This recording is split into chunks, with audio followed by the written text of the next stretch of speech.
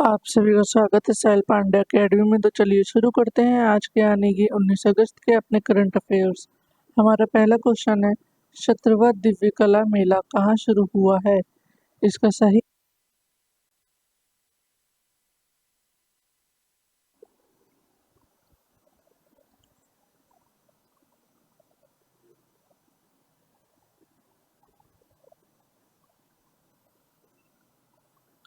आप सभी का स्वागत है साहिल पांडे अकेडमी में। तो चलिए शुरू करते हैं आज के यानी कि 19 अगस्त के अपने करंट अफेयर्स।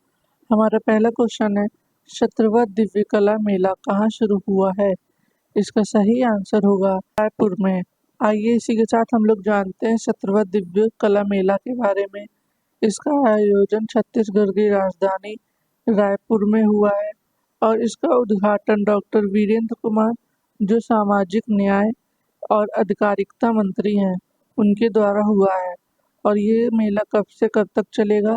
16 अगस्त से 23 अगस्त तक। और दिव्य कला मेला की शुरुआत 2022 में हुई थी और इसका उद्देश्य है दिव्यांग कलाकारों को और उनके उत्पादों को बाजार तक पहुंच प्रदान करना और उन्हें आर्थिक रूप से सशक्त बनाना। इसका आयोजन कौन करवाता है? सामाजिक न्याय एवं अधिकारिता मंत्रालय। अब हम बात करते हैं भारत के प्रमुख मेलों के बारे में।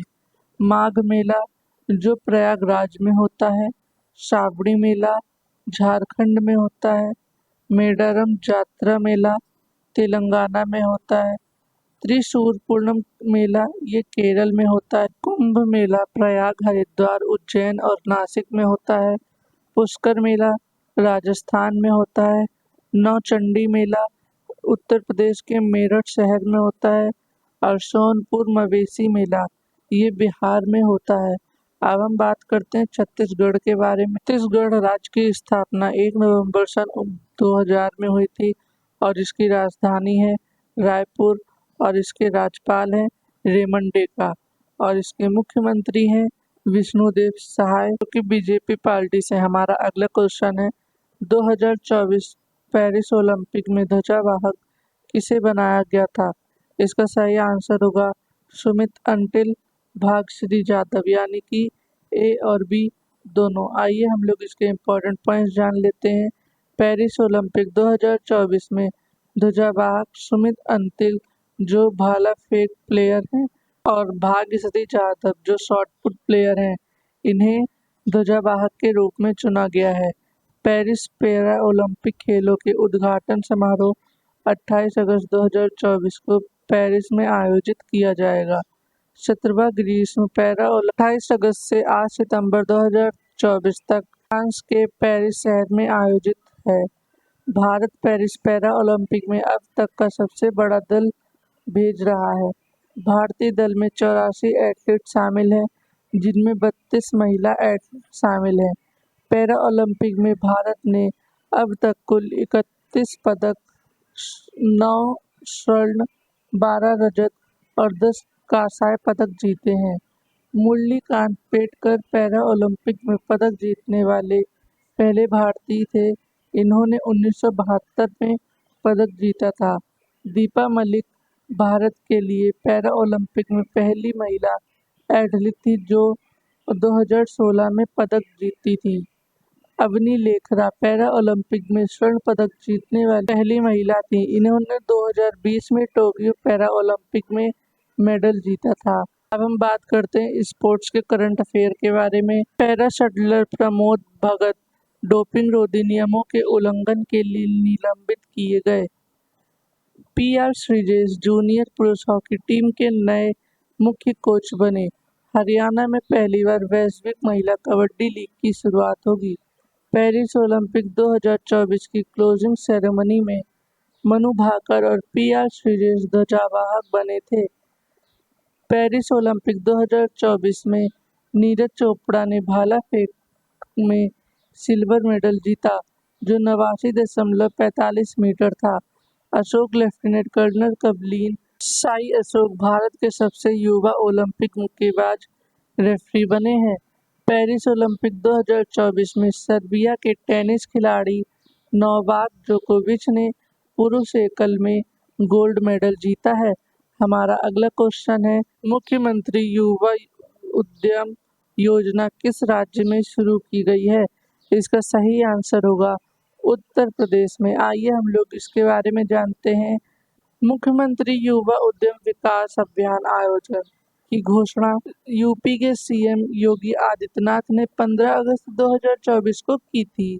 इसका उद्देश्य है राज्य के युवाओं के लिए रोजगार के अवसरों को बढ़ावा देना। राज्य के युवा उद्यमियों को वित्तीय सहायता प्रदान की जाएगी। इसका लक्ष्य है 10 लाख नए एमएसएमई स्थापित करना। आइए हम लोग उत्तर प्रदेश के करंट अफेयर्स के बारे में बात करते हैं। अवध शिल्पग्राम में उत्तर प्रदेश आम महोत्सव 2024 का आयोजन किया गया है। टाटा पावर ने उत्तर प्रदेश में घर घर सोलर पहल शुरू की है। उत्तर प्रदेश सरकार नेपाल सीमा पर मित्र वन स्थापित करेगी।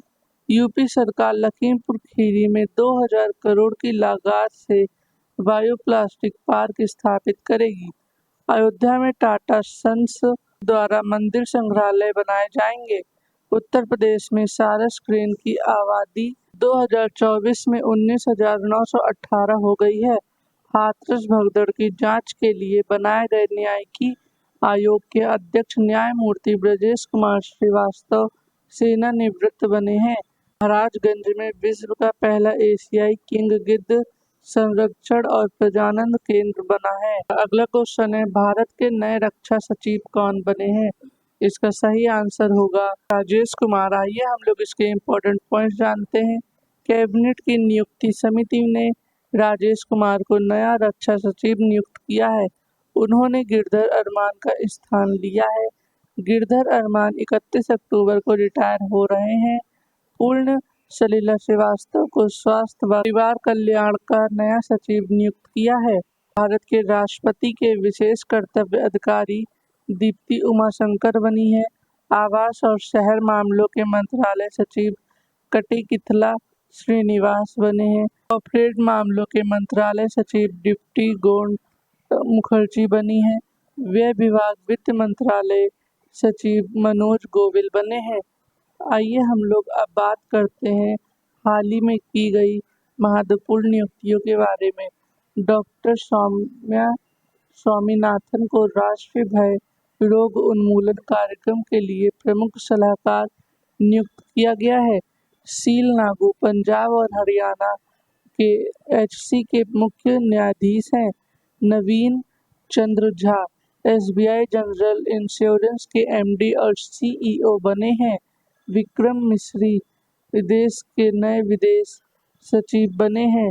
एनएस राजा सुब्रमणी उप सेना प्रमुख बने हैं। प्रदीप सिंह खरोल एनटीए के महानिदेशक बने हैं। राजेंद्र खन्ना एडिशनल एनएसए बने हैं। टीवी रविंद्र चंद्र डिप्टी एनएसए बने हैं। डॉक्टर बीएन गंगाधर राष्ट्रीय चिकित्सा आयोग के अध्यक्ष बने हैं। रवि अग्रवाल सीबीडीटी के नए अध्यक्ष नियुक्त हुए हैं। अनुराग अग्रवाल सांसद सुरक्षा और प्रमुख बनाए गए हैं। देवेंद्र झझरिया भारत की पैरा ओलंपिक समिति के नए अध्यक्ष बने हैं। Nikhil Joshi Boeing defence India के प्रबंध निदेशक बने हैं। हमारा अगला क्वेश्चन है, voice of global south event की मेजबानी किस देश के द्वारा की जाएगी? इसका सही आंसर होगा भारत के द्वारा।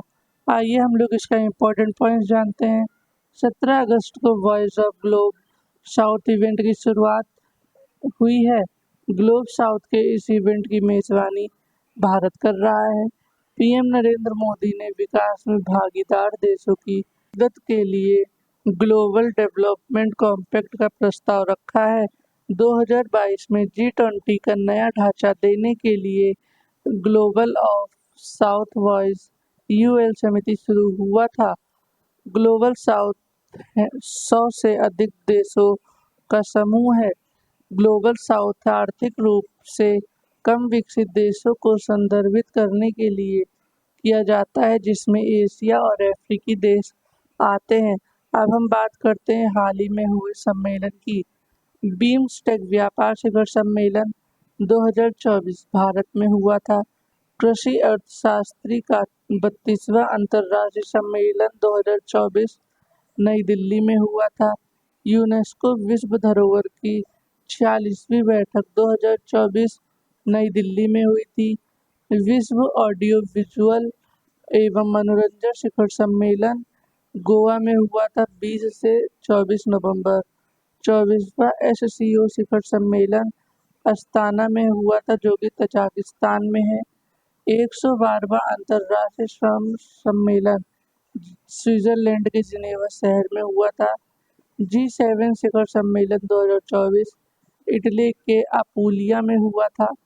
भारत और ब्राजील 2+2 वार्ता नई दिल्ली में हुई थी। स्टार्टअप महाकुंभ 2024 भारत मंडपम नई दिल्ली में हुआ था। हमारा अगला क्वेश्चन है, किस देश ने अपने ही देश के नागरिकों को देश छोड़ने का ऑफर दिया है? इसका सही आंसर होगा स्वीडन ने। आइए हम लोग इसके इम्पोर्टेंट पॉइंट्स जानते हैं। स्वीडन ने अपने ही देश के नागरिकों को देश छोड़ने के लिए ऑफर दिया है। स्वीडन की इमिग्रेशन मंत्री मारिया मलमार स्टेनग्रेड ने कहा कि जिन्हें स्वीडन की संस्कृति पसंद नहीं है या फिर वे लोग जो यहाँ घुल मिल नहीं पाए हैं, वे स्वीडन छोड़ सकते हैं। पहले विदेश में आकर स्वीडन में बसने वाले नागरिकों पर ही ये नियम लागू होता था, लेकिन नए प्रावधान के तहत जन्मजात नागरिकों पर भी ये नियम लागू होगा। नियम के अनुसार यदि कोई स्वीडिश नागरिक देश छोड़ता है तो उसको 80,000 रुपये मिलते हैं, और वहीं अगर कोई बच्चा छोड़ता है तो उसे 40,000 रुपये मिलते हैं। स्वीडन में सीरिया, सोमालिया, ईरान और इराक से आए लोगों की आबादी काफ़ी ज़्यादा है। चलिए अब हम लोग थोड़ा स्वीडन के बारे में जानते हैं। ये यूरोप महाद्वीप में स्थित है। इसकी राजधानी स्टॉकहोल्म है। इसके सम्राट कार्ल 15 गुस्ताफ हैं और इसके प्रधानमंत्री उल्फ क्रिस्टर्सन हैं। स्वीडन नाटो का 32वां सदस्य देश बना है। स्वीडन में 10 नवंबर को नोबेल पुरस्कार प्रदान किए जाते हैं। नोबेल शांति नॉर्वे देश में जाता है। अब हम बात करते हैं अंतर्राष्ट्रीय करंट अफेयर के बारे में। लाओस देश में रामलला के स्मारक डाक टिकट का अनावरण किया गया। विदेश मंत्री जयशंकर ने टोक्यो अनावरण किया। ये महात्मा गांधी की प्रतिमा का है। हू ने एमपॉक्स को वैश्विक स्वास्थ्य आपातकालीन घोषित किया। मोहम्मद यूनुस बांग्लादेश के अंतरिम की सरकार के प्रमुख नियुक्त हुए। हम तुर्की सरकार ने आवारा कुत्तों की इच्छा मृत्यु के विवादास्पद कानून को मंजूरी दी है। हमारा अगला क्वेश्चन है, विदेश और कपड़ा राज्य मंत्री पवित्रा मार्गेरिटा कितने देशों की आधिकारिक यात्रा पर हैं? इसका सही आंसर होगा 5 देशों की। आइए हम लोग इसका इम्पोर्टेंट पॉइंट जानते हैं। पवित्रा मार्गेरिटा की यात्रा में शामिल देश डोमिनिकन गणराज्य, Guatemala, El Salvador, Panama, Trinidad और टोबैगो है। विदेश और कपड़ा राज्य मंत्री का पद संभालने के बाद पवित्रा मार्गरेटा की यह पहली आधिकारिक यात्रा है। इस यात्रा का उद्देश्य लैटिन अमेरिकी और कैरिबियान को आगे बढ़ाने वाला देशों के साथ संबंध। डोमिनिकन गणराज्य की यात्रा के दौरान पवित्रा मार्गरेटा वहां के राष्ट्रपति लुइस एबिनेडर के शपथ ग्रहण समारोह में भारत की तरफ से शामिल हुए हैं। ग्वाटेमाला की यात्रा के दौरान वह यूनेस्को हेरिटेज सिटी एंटीगुआ का भी दौरा करेंगी। डोमिनिकन गणराज्य की राजधानी सेंटो डोमिंगो है। ग्वाटेमाला की राजधानी ग्वाटेमाला सिटी है। अल सल्वाडोर की राजधानी सैन सल्वाडोर है। त्रिनिदाद और टोबैगो की राजधानी पोर्ट ऑफ स्पेन है। पनामा की राजधानी पनामा सिटी है। हमारा अगला क्वेश्चन है, हाल ही में स्टारबक्स के CEO कौन बने हैं? इसका सही आंसर होगा ब्रायन निकोल। आइए हम लोग इसके इम्पोर्टेंट पॉइंट जानते हैं। स्टारबक्स से ब्रायन निकोल को नया चीफ एग्जीक्यूटिव ऑफिसर नियुक्त किया है। वे भारतीय मूल के लक्ष्मण नरसिम्हन की जगह लेंगे। एक अंतर्राष्ट्रीय कॉफी और कॉफी हाउस सीरीज है जो वॉशिंगटन के लिए सिएटल में स्थित है। 50 देशों में स्टारबक्स दुनिया की सबसे बड़ी कॉफी हाउस कंपनी है। स्टारबक्स की स्थापना 1971 में की गई थी। आइए अब हम लोग विभिन्न कंपनियों के सीईओ के बारे में जान लेते हैं। गूगल एंड अल्फाबेट के सीईओ सुंदर पिचाई हैं। यूट्यूब के सीईओ नील मोहन है। फेसबुक के सीईओ मार्क जुकरबर्ग हैं। अमेजॉन के सीईओ एंडी जेसी हैं। माइक्रोसॉफ्ट के सीईओ सत्य नदेला हैं। ट्विटर यानी एक्स के सीईओ लिंडा याकीरिनो हैं। एडोब के सीईओ शांतनु नारायण हैं। आईबीएम के सीईओ अरविंद कृष्ण हैं। टेस्ला एंड स्पेस एक्स के सीईओ एलन मस्क हैं। हमारा अगला क्वेश्चन है दादर पनवेल कंदीवली और दहिसर रेलवे स्टेशनों को अमृत भारत स्टेशन योजना में शामिल किया गया है। इस यह योजना कब शुरू हुई थी? इसका सही आंसर होगा 2023 में। आइए अब हम लोग इसके बारे में जानते हैं। हाल ही में दादर पनवेल कंदीवली और दहिसर रेलवे स्टेशन को अमृत भारत स्टेशन योजना में शामिल किया गया है। यह सभी रेलवे स्टेशन महाराष्ट्र में है। आइए हम लोग अमृत भारत स्टेशन योजना जानते हैं। यह देश में रेलवे स्टेशन के लिए की गई एक योजना है। इस पुनर्विकास के लिए रेल मंत्रालय द्वारा शुरू की गई है। शुरुआत वर्ष 2023 में हुई थी। इस योजना में नई सुविधाएं शुरू की गई हैं करने के साथ साथ मौजूद सुविधाओं के उद्यापन और प्रतिस्थापन का भी प्रावधान किया जाएगा। आइए अब हम लोग बात करते हैं केंद्र सरकार की प्रमुख योजनाओं के बारे में। प्रधानमंत्री गरीब कल्याण योजना 11 जनवरी 2023 को शुरू हुई थी। आरोग्य मंत्री योजना 13 जनवरी 2023 को शामिल हुई थी। जल जन अभियान योजना 16 फरवरी 2023 को शुरू हुई थी। 75-25 पहल स्वास्थ्य मंत्रालय 17 मई 2023 को शुरू हुई है। अमृत धरोहर योजना 5 जून 2023 को शुरू हुई है। से विश्वास 2.0 योजना जो वित्त मंत्रालय ने शुरू की है, ये 2 अगस्त 2023 में हुई है। मेरा बिल मेरा अधिकार योजना वित्त मंत्रालय ने शुरू की है। ये 1 सितंबर 2023 को शुरू हुई है। पीएम विश्वकर्मा योजना ये 17 सितंबर 2023 में शुरू हुई है। पीएम जनमन योजना ये 15 नवंबर 2023 में शुरू हुई है। पीएम सूर्यघर मुफ्त बिजली योजना ये 13 फरवरी 2024 को शुरू हुई है। हमारा आखिरी क्वेश्चन है किस दिन को विश्व मानवतावादी दिवस के रूप में मनाया जाता है? इसका सही आंसर होगा 10 अगस्त को। आइए हम लोग इसके इम्पोर्टेंट पॉइंट्स जानते हैं। हर साल 19 अगस्त को विश्व मानवता दिवस मनाया जाता है।